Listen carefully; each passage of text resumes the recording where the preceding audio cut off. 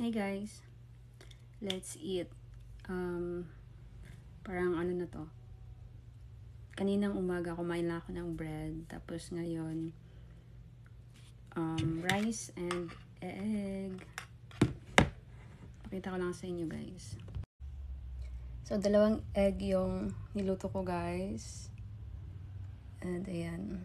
Ganyan lang talaga ang mga ulam pag naka-boarding house. Kakalipat ko lang dito sa room na to. Tapos, transfer naman ulit ako ng ibang region. So, grabe na talaga to. Let's eat guys.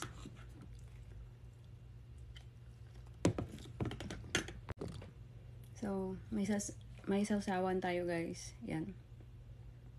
Yung ano ng rice cooker pa talaga yung nilagyan kasi naka-boarding house ako again. Hindi na akong i-judge guys. So, yan. Tignan ko masarap.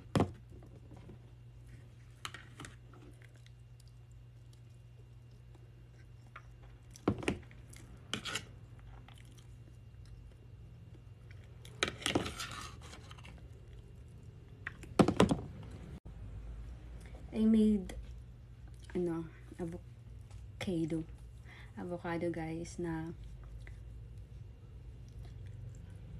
nilagay ko sa ref. Mamaya pakita ko sa inyo yung ginawa ko. Then avocado dessert, and also gumawa ko ng overnight oats, pero mamayang gabi na yung overnight oats. Napadagdag ako ng rice guys, ang sarap. Actually, I will order sana sa Foodpanda. And ang mahal kasi 138 yung babayaran ko. And nagtitipid nga ako, 'di ba? Kasi pupunta ako ng Iloilo, mag-transfer ako ng ibang work. So, naisip ko, libre lang naman kung magluto na lang ako ng rice. So, nagluto na lang ako, guys. Kakatapos ko lang pala maligo. Nagluto na lang ako ng rice para tipid, para walang gastos. And ayun, 2 egg yung inulam ko. Gumawa na lang din ako ng mga dessert like overnight oats and avocado.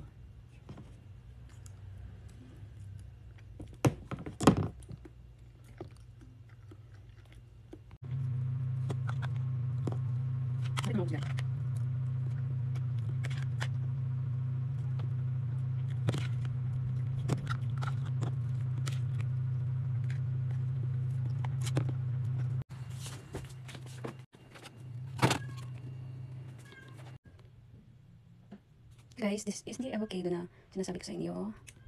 Hindi ako yung gumawa nito. So, tikman natin yung ginawa natin. 2 avocado. 2 avocado yung nilagay ko dito guys.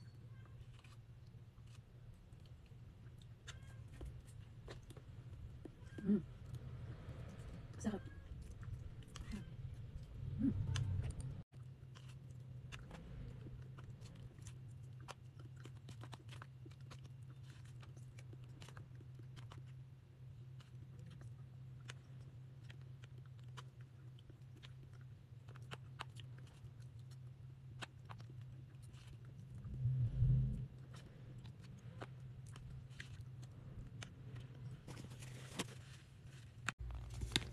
That's all for now guys. Alis muna ako kasi mag-shopping tayo.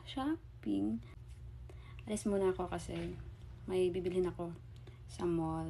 So, see you later. Bye!